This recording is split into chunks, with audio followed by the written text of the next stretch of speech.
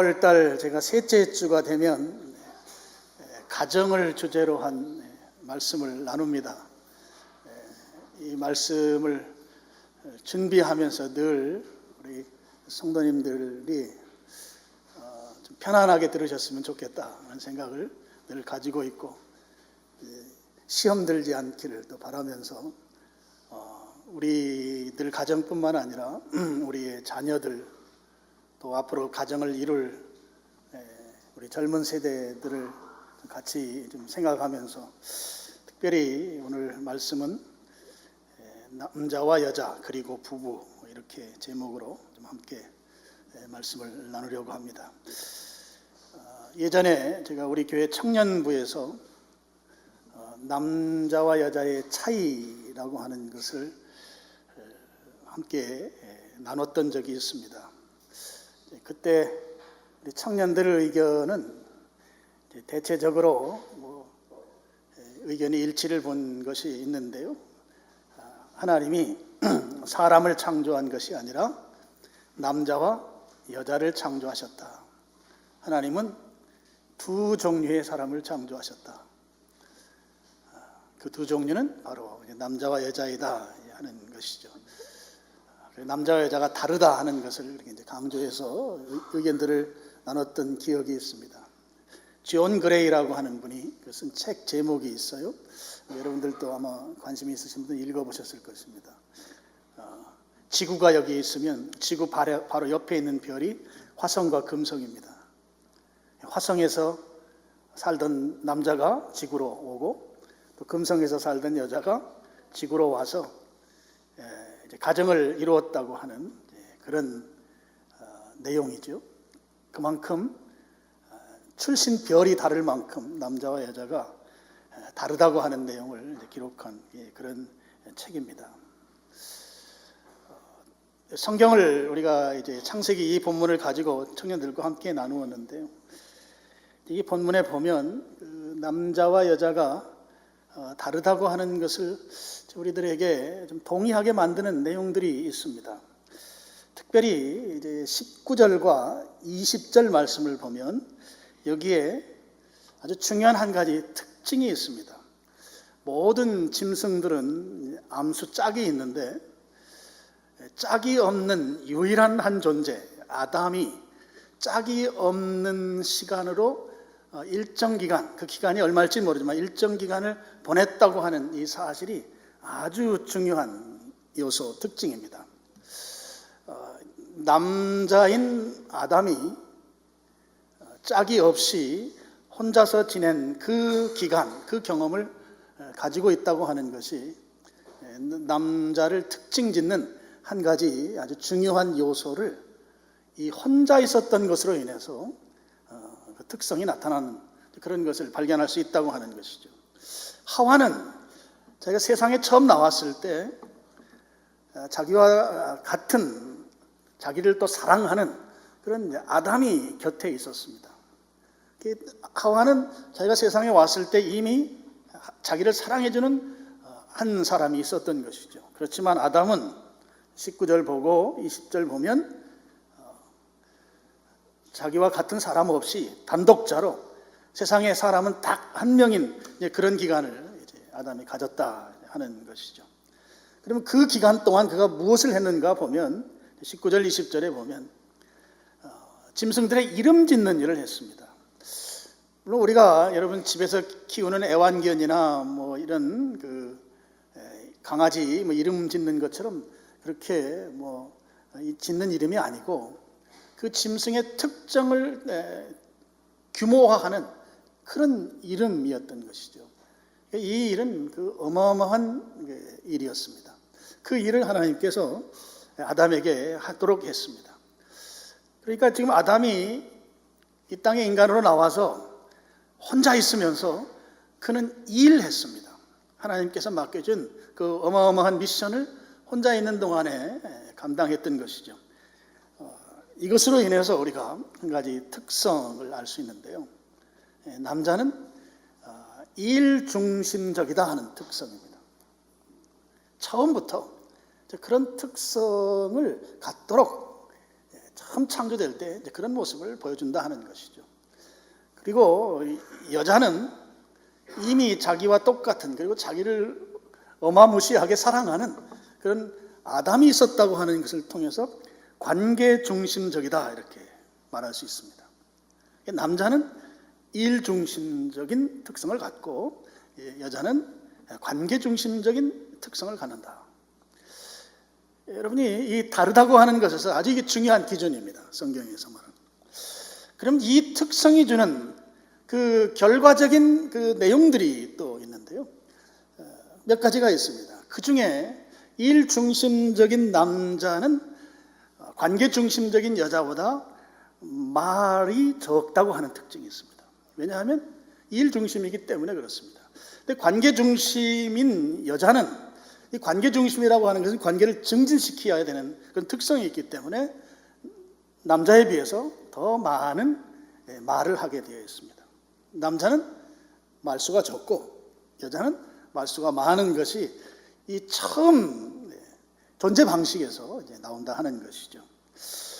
이런 부분을 그 연구한 학자들의 의견에 의하면 여자가 남자보다 최소 2배에서 3배 이상 말을 많이 하는 것으로 그렇게 이제 증거들을 좀 보여주고 있습니다.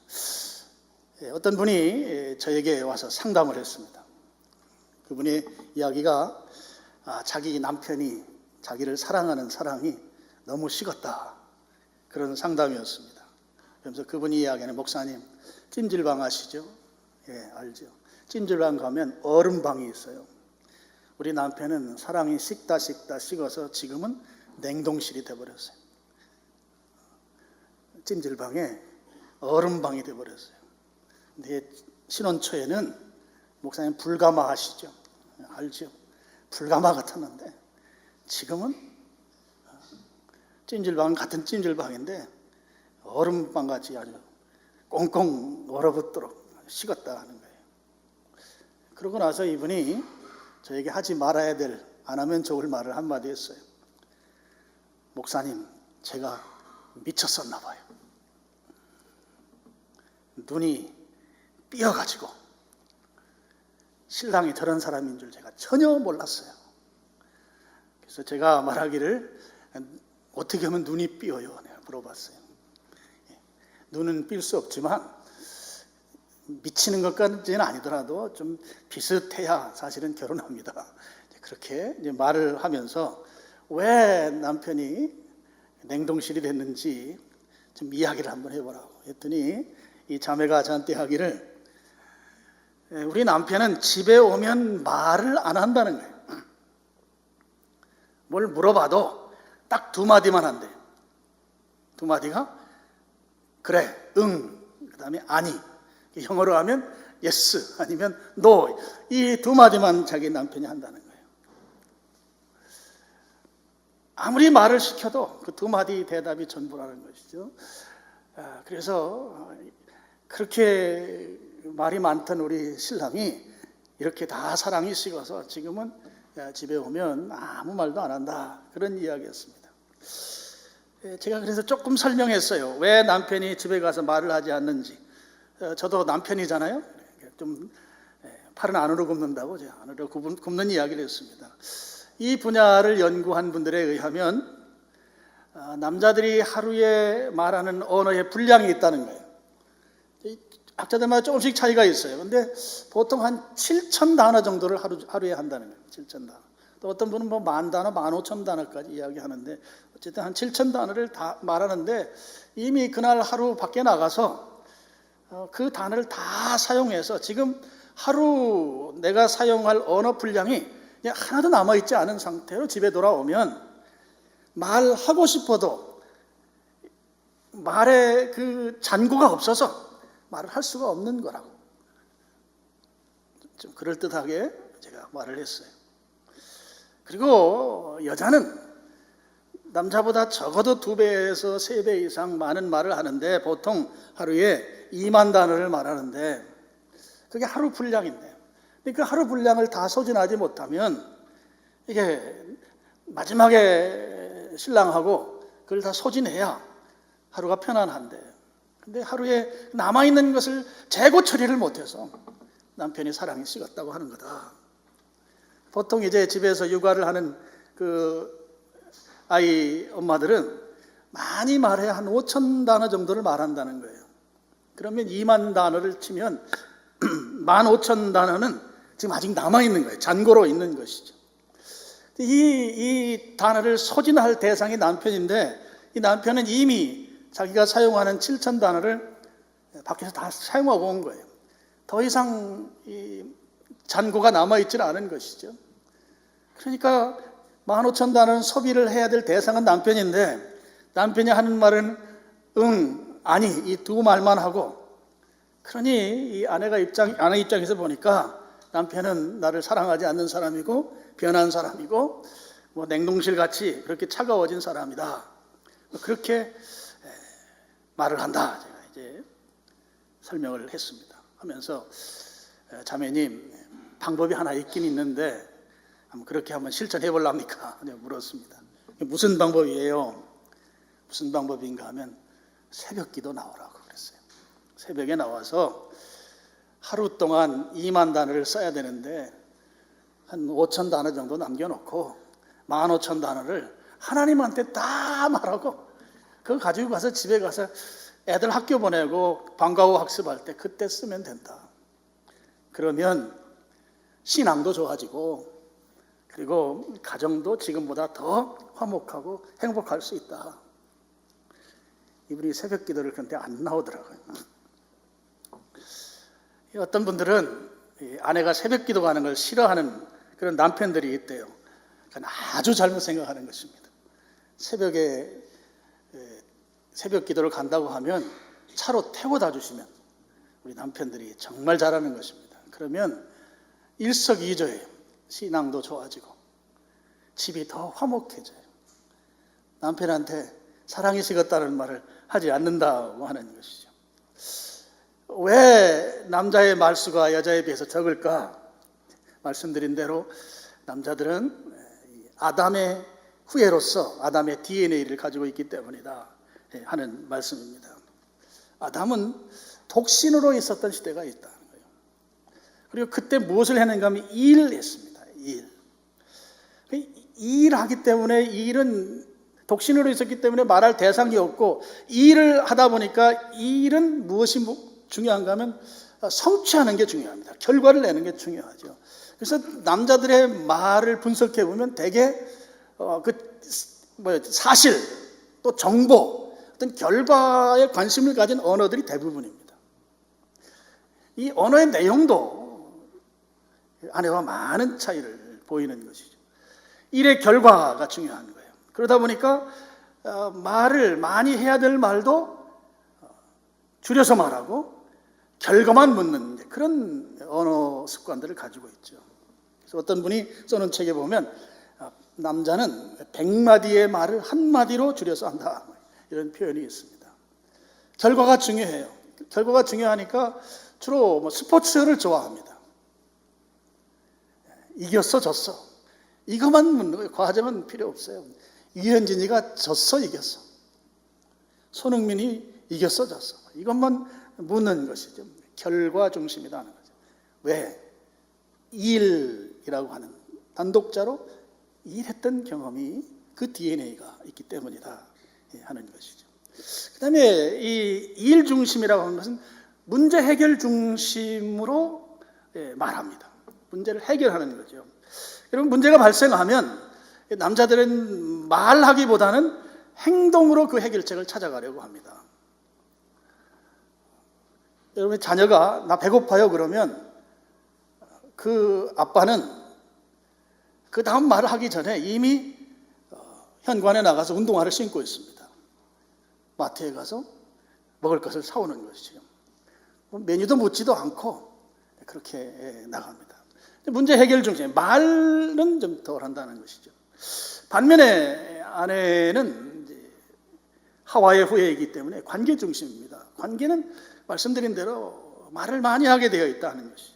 말을 많이 한다는 게, 관계라고 하는 것은 느낌이라든지 감정이라든지 생각 같은 걸 말하니까 남자와 반대로 한마디면 될 것을 100마디를 하는 거죠. 말을 많이 하는 것입니다.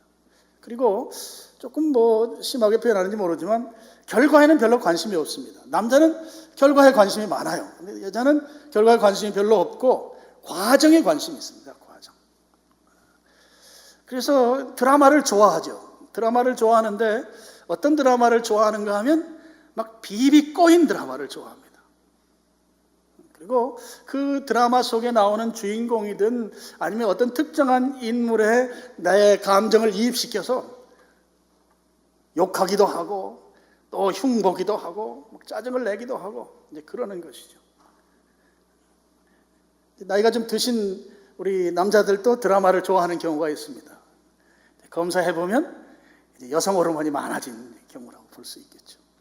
어쨌든 그런 과정에 관심을 많이 갖고 있습니다. 문제 해결이 남자들은 말보다 행동으로 하는데 여자들은 문제 해결보다 그 대화하는 것에 더 관심을 많이 갖고 있다 하는 것입니다. 우리 집 이야기는 아닌데요. 제가 어디에서 카톡 내용 이렇게 써놓은 걸 봤어요. 남편이 아내에게 카톡을 보냈습니다. 내가 오늘 퇴근할 때 떡볶이 순대 2인분 사가지고 들어감 하고 이렇게 꺾는 표시를 했어요. 그랬더니 아내가 답변을 하기를 누가 그걸 사오랬어 하고 물음표를 하나 꽝 찍었어요.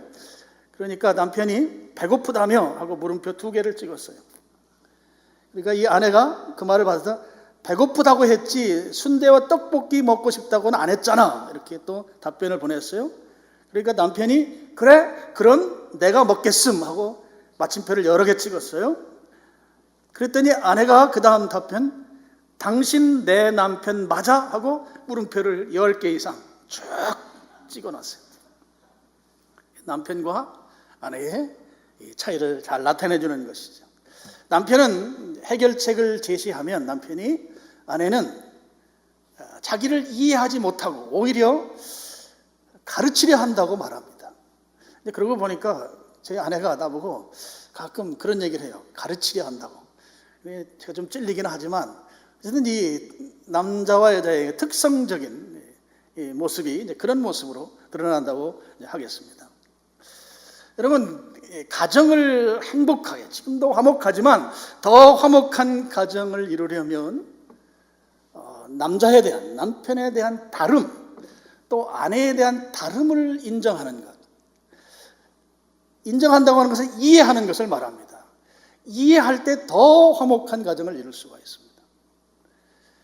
더 행복한 가정을 이룰 수가 있습니다. 지금보다 더 화목한 가정, 지금보다 더 행복한 가정을 이룰 수 있습니다. 이해한다고 하는 말의 그 영어 단어가 굉장히 좋아요. 밑에 내려간다, 밑에 선다는 말이에요. understand라는 말 자체가. 그러니까 지금 이 남자들이 갖는 독립적이고 일 중심적이고 그리고 일을 성취할 때 만족감을 느끼고 그런 남자적인 특성을 이해해 주는 것이죠. 아내들이 또는 여자들이 남자에 대한 그런 특징. 동시에 남자들은 아내의 특성, 여자의 특성을 또 이해해야 되는 것이죠. 관계지향적이고 가족 중심적이고 관계이기 때문에 남자는 성취지향적이고 성공지향적이지만 관계 중심의 가족 중심이라고 하는 것.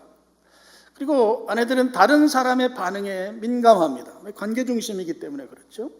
다른 사람의 의사를 중시하는 그런 태도를 취합니다. 이런 태도를 우리 남자들, 남편들이 이해해야 된다 하는 것이에요. 서로가 갖는 남자의 특성, 여자의 특성을 서로 이해하면 더 행복하고 더 화목한 그런 가정을 이룰 수가 있다 하는 것이죠. 여러분, 하와가 관계중심적이다 그랬잖아요. 사탄이 아담을 유혹한 게 아니고 관계중심적인 하와를 유혹했어요. 이것도 그 여자가 갖는 특성을 이용한 것으로 저는 이제 보여지는 것이죠. 하와에게 접근해서 다른 사람의 의사를 무시하지 않는, 다른 사람의 반응에 민감한 그런 특성을 갖는 그 여자의 관계중심적인 그 특성을 이용해서 사탄이 공격했다 하는 것입니다. 만약에 아담에게 와서 그렇게 했으면 아담한테는 아마 몇 대 맞았을 거예요. 너 죽고 싶어서 나한테 왔는가 하면서 아마 아담은 넘어가지 않았을 것처럼 여겨집니다. 어쨌든 우리가 이 하나님께서 처음에 인간을 만들 때의 그 특성들을 좀 생각하면 서로 남자는 여자에 대해서, 여자는 남자에 대해서 좀 이해하는 그런 관점을 가질 때 그 가정이 또 화목한 가정을 이룰 수가 있다 하는 것을 좀 오늘 말씀을 통해서 여러분이 좀 기억하시길 바라고요. 또 한 가지는 여러분 24절을 보면 이러므로 남자가 부모를 떠나 그의 아내와 합하여 둘이 한 몸을 이룰지니라 그랬습니다. 둘이 한 몸 된다고 하는 이 죄 범죄하기 이전에 이 둘에 대해서 구분이 없는 거죠. 그런데 범죄한 이후에 이 부부간의 관계의 변화가 생깁니다. 여러분 한 장 넘기시면 그 3장 16절이 있습니다. 우리 그 부분을 같이 한번 읽어보겠습니다. 3장 16절 시작.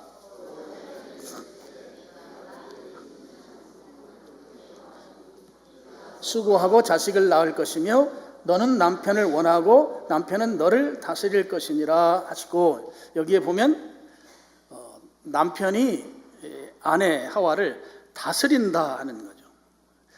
범죄한 이후에 이 한 몸 됐던 이 부부의 관계가 이제 상하 관계로 변화가 생기는 거예요. 남편이 다스린다고 하는 것은 지배한다는 의미가 이 속에 담겨 있습니다. 물론 남편에게도 범죄한 이후에 아내의 말을 들은 결과로 가족을 건사해야 되는 그런 책임을 안게 된 것이죠. 그럼 이 신약 성경에서 이 다스림의 문제를 어떻게 표현하는가 하면 에베소서 5장 22, 23절 말씀 우리 스크린 보시고 한번 읽어보겠습니다. 아내들이여 자기 남편에게 복종하기를 주께 하듯 하라. 이는 남편이 아내의 머리됨이 그리스도께서 교회의 머리됨과 같음이니 그가 바로 몸의 구주시니라. 남편을 아내의 머리로 또 아내는 남편의 몸으로 이렇게 그 관계를 설명하고 있습니다. 물론 이 관계는 이제 머리가 몸을 이제 다스린다는 개념이지만 무슨 폭군과 같이 또는 제왕적인 그런 다스린 그런 질서를 말하는 것은 아니죠. 한 구절을 더 보겠습니다. 고린도전서 11장 3절입니다. 시작. 그러나 나는 너희가 알기를 원하노니 각 남자의 머리는 그리스도요 여자의 머리는 남자요 그리스도의 머리는 하나님이라. 남자에게도 머리가 있습니다. 여기에 보면 그리스도시라는 것이죠. 여러분 이것이 하나님께서 가정에 세운 질서입니다. 범죄한 이후에 아담이 하와를 다스리도록 만들어 놓으시고 그를 신학에 와서 남편을 머리로 또 아내를 몸으로 소개하고, 그리고 남편이 최고의 제왕적 또는 폭군과 같은 자리에 있는 것이 아니라 그 위에 그리스도가 또 머리로 있다고 하는 이 질서가 하나님이 세우는 가정 질서인 것이죠. 여러분 예수님께서 남편의 머리라고 하는 데는 두 가지 의미가 있다고 볼 수 있는데요. 하나는 남편이 가정의 영적인 리더라고 하는 것입니다. 남편이 가정의 영적인 리더십을 가진 존재이다. 가정의 영적인 리더로서 가정을 이끌어야 될 책임이 남편에게 있다 하는 의미가, 남편의 머리가 그리스도라고 하는 이 말씀 가운데 의미의 하나이다 하는 것입니다. 여러분 이것에 대해서 아내들이 인정해야 합니다. 그래서 아까 에베소서 5장 21절에 남편에게 아내가 순복하라는 말씀이 나와요. 이 순복하라는 말은 순종한다고 하는 개념과는 조금 더 깊이 있는 개념이에요.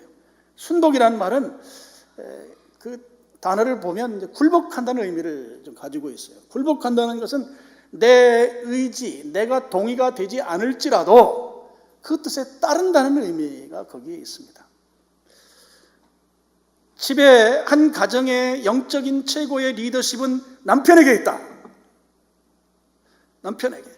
그리고 아내는 거기에 순복해야 된다. 아내가 그 권위를 인정해야 된다 하는 것이죠.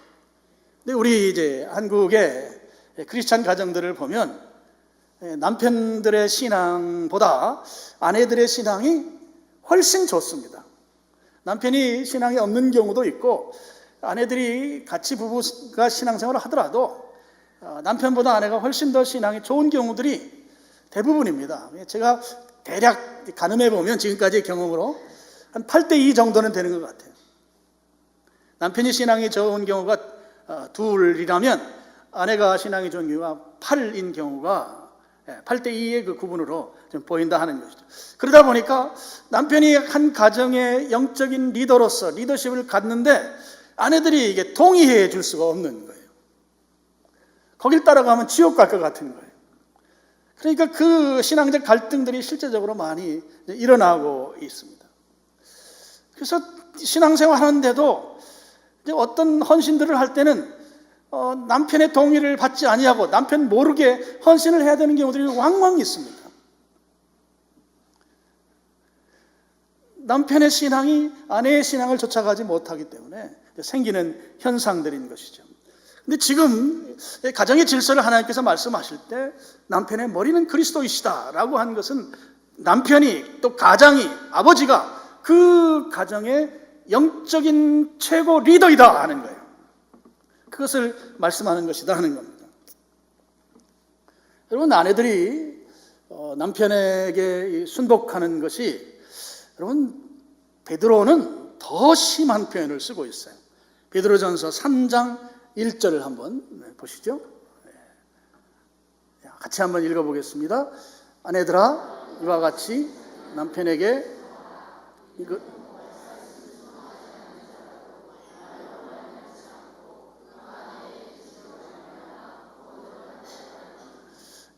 솔직히 저 구절은 없었으면 좋겠는데 저 구절이 있습니다. 얼만큼 순복해야 되는가 하면 불신자 남편일지라도 순복하라는 것이잖아요.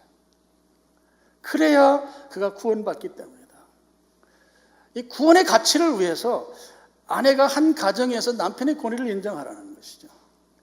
참 대단한 표현이 아닐 수가 없습니다. 또 한 가지가 있습니다. 남편의 머리가 그리스도라고 하는 그 의미의 또 다른 한 가지는 가족들을 위해서 남편은 또 아버지는 예수님과 같은 사랑으로 사랑해야 된다는 의미입니다. 예수님과 같은 사랑으로 가족을 사랑하라는 것이죠. 예수님이 어떤 사랑을 하셨나요? 십자가의 사랑을 하셨습니다. 나는 죽더라도 가족은 살리는 사랑. 그 사랑을 가장들이, 남편들이, 아버지들이 보여야 된다는 것이죠. 남자의 머리가 그리스도라는 것은 이런 두 가지 큰 의미가 있어요. 하나는 가정의 영적인 리더가 되어야 된다. 영적인 리더십이 남편, 아버지에게 있다는 것이고, 또 한 가지는 십자가의 사랑으로 가족을 사랑해야 된다는 것이죠. 여러분이 더 화목하고 지금보다 더 행복한 가정을 위해서는 우리 남편들, 아버지들이 가정 안에서 영적인 권위가 세워져야 하는 것이죠.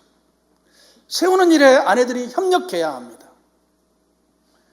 영적 리더십이 아버지들에게 있다는 것이에요. 성경의 가르침을 그대로 좀 받아들이면 좋을 것 같아요. 이거를 바꿀 수가 없어요. 그 리더십을 그렇게 세워가는 것이죠. 그렇게 하려면 남편들이 또 아버지들이 신앙생활을 제대로 해야 합니다. 신앙생활을. 이것은 남에게 넘겨줄 수 있는 게 아닙니다. 한 가정이 주 그리스도 안에서 더 화목하고 더 행복한 가정을 이루고 주님이 원하는 가정의 폼을 만들어 가기 위해서는 남편이 신앙생활을 제대로 해야 되는 것이죠. 그 전제가 이루어질 때 지금까지 설명했던 설명들이 비로소 가정에 적용될 수 있는 것이죠. 신앙생활을 남편들이 제대로 해야 된다는 것입니다. 이것은 다른 가족이 위임할 수 없는 남편들, 아버지들이 갖는 고유한 특권이면서 고유한 권한인 것이죠. 남편들에게. 성경의 어느 곳에도 이 아버지가 갖는 또 남편이 갖는 그 권한을 다른 이에게 위임한 적이 한 번도 없습니다. 성경에는. 그러면 신앙생활을 정신 차려서 해야 되는 것이죠. 아내가 나보다 신앙이 좋은 것으로 그것으로 동의하고 그냥 그렇게 저렇게 할 수 없다고 하는 것입니다. 남편은 가족들을 건사해야 될 책임이 있어요. 경제적인 건사뿐만이 아니죠. 영적인 건사를 해야 되는 것이에요. 영적으로 우리 집의 최고의 롤 모델은 아버지인 거예요. 최고의 롤 모델은 남편인 거예요. 남편의 신앙을 따라서 가족들이, 아내가 그 신앙을 본받아 가는 것이고, 또 자녀들이 아버지의 그 신앙을 따라서 본받아 살아가는 것이죠. 이 영적인 리더십을 위해서 남편들 신앙생활 하는데, 특별히 성경에 보면 아버지의 기도가 중요해요. 아버지의 기도. 제가 지난번 남선교회 헌신예배 때도 말씀을 드렸지만, 아버지들이 이 영적인 리더로서, 영적인 권위를 가진 자로서 가족들을 위해 아버지들이 기도해야 합니다. 아버지들이. 이것은 아내에게 위임할 수 있는 게 아니고, 또 자녀들에게 위임할 수 있는 게 아니고, 아버지가 영적인 리더로서 한 가정에 이 영적인 리더십을 발휘하려면 반드시 가족들을 위해 기도하는 그런 삶을 살아야 된다 하는 것이죠. 이렇게 말씀을 드리면, 저는 바빠가지고 기도할 시간이 없습니다. 예, 맞습니다. 지금 대한민국의 우리 남성들이 너무너무 바쁘시죠. 지금은 우리 여성, 우리 자매들도 엄청나게 바쁩니다. 제가 우리 교회 처음 부임해 왔을 때는 그래도 집에 계신 분들이 꽤 계셨어요. 일하지 않고. 근데 지금은 거의 없으세요. 다 일합니다. 남편도 일하고 아내도 일하고 그런 시대로 점점 이제 바뀌어가는 거예요. 기도할 시간이 없어요. 기도할 시간이. 기도 아내도 제대로 기도 못하고 남편도 제대로 기도 못하고, 이 기도가 너무너무 중요한데, 한 가정이 더 화목하고 주님이 이 머리가 되시는 그런 가정으로서 세워져 가려면 이 악한 시대에 이 영적인 그런 특별한 일들을 우리가 준행해야 하는데, 바쁜 것 때문에 그냥 넘어가는 것이죠. 그래서 어느 교회 목사님이, 그 교회도 이제 저같이 남편이 가정의 리더십을 가져야 된다, 같은 신앙적 마인드를 가진 목사님이, 그럼 기도해야 되는데, 영적 생활을 남편들이 해야 되는데 할 시간은 없고, 그럼 어떻게 하나? 제가 남성교회 헌신예배 때도 말씀드렸지만, 새벽 깨워야 됩니다. 새벽. 다른 시간이 없어요. 새벽에 일찍 일어나는 수밖에 없어요. 내가 우리 가정이 하나님 앞에서 건강한 가정, 더 화목한 가정, 하나님이 기뻐하는 가정을 이루는 이 가정의 영적인 리더로 나를 세웠다고 하면, 내가 시간을 내서 가족들을 위해 기도하는 시간은 새벽 외에는 지금 우리 살아가는 시대에 기도할 수 있는 시간이 없는 것이죠. 시간이 없어요. 어떤 분이 그러십니다. 예전에는 자식들 키워서 결혼시키면 끝이었다. 부모 할 얘기를 다 했다. 출가 외인. 이제 니네 알아서 살아라. 근데 지금은 AS를 해줘야 된다. AS가 죽을 때까지 해야 된다. 죽을 때까지. 지금 우리 자녀들을 위해서 부모님들 그런 마음고생들이 다 있어요. 그런 걱정들이 다 있어요. 출가 외인으로 끝나는 시대가 아니란 말이에요. 그러면 우리 자녀들을 위해서, 우리 가정을 위해서 하나님이 지켜주시고, 하나님께서 그 가정에 더 화목한 그 에너지를 주시도록 하기 위한 우리의 부모된 자들의, 또 영적인 가장으로서의 남편과 아버지가 해야 될 일, 이 일을 할 수 있는 시간이 새벽밖에 없어요. 실제적으로 새벽을 깨우셔서 여러분 기도해야 합니다. 매일 하라는 거 아니에요. 적어도 일주일에 2번 정도는 새벽을 깨우셔서 아내를 위해서, 자녀들을 위해서, 사위를 위해서, 며느리를 위해서, 손주들을 위해서 기도해야 돼. 기도. 그들의 영혼을 위해 기도하고, 그들의 사업을 위해 기도하고, 그들의 미래를 위해서 기도하고. 기도할 것이 한두 가지가 아닌 거예요. 아무도 기도하지 않고 가다가 대형 사고가 날 수밖에 없는 시대예요. 지금 우리 시대. 기도하는 일. 유대인들이 한 주간에 2번 금식했거든요. 그래서 거기에서 힌트를 얻어서, 적어도 여러분 이 영적인 한 가정의 가장인 여러분들은 적어도 2번 정도는 새벽을 잠을 줄이면서 새벽을 깨워서 가족을 위해서 자식들의 이름을 부르면서 기도하고, 자식들의 장래의 직업을 위해 기도하고 자식들의 배우자를 위해 기도하고 또 손주들을 위해 기도하고 그들이 살아갈 세상은 우리가 살아온 세상보다 훨씬 더 험한 세상을 살아갈 것이 명확하기 때문에 기도하지 아니하면 아버지로서의 남편으로서의 권위가 제대로 리더십을 가질 수 없는 것이다 하는 것입니다. 한 가정이 화목하고 더 화목한 가정을 이루어가기 위해서 오늘 가정의 질서를 하나님께서 만드셨어요. 하나님은 이 질서를 바꾼 적이 한 번도 없으세요. 그 질서의 위에 남편, 아버지가 있어요. 그리고 그 밑에 아내가 있어요. 그래서 한 몸이 되게 만드셨어요. 이 몸이 건강한 몸이 되어야 하는 것이죠. 그렇게 하기 위해서는 머리에 그리스도가 계셔야 되는 거예요. 그리스도가 계신다고 하는 것은 남편이, 아버지가 영적인 리더십을 가정에서 가져야 된다는 거예요. 이걸 회복해야 합니다. 아직 우리 남편은 신앙생활을 하지 않습니다 하면 여러분 그걸 위해서 하나님께 정말 따지듯이 막 강력하게 촉구하는 식으로 기도해야 합니다. 하나님이 만드는 이 질서가 우리 가정에 이루어지기를 소원합니다. 주님 이루어 주시옵소서. 우리 가정의 영적 질서가 우리의 남편을 통해서 이루어지길 원합니다. 우리 아버지를 통해서 이루어져야 합니다. 성경에 만들어주신 그 말씀대로 우리 가정에 이루어 주시옵소서. 때를 쓰듯이 기도할 기도 제목인 것이죠.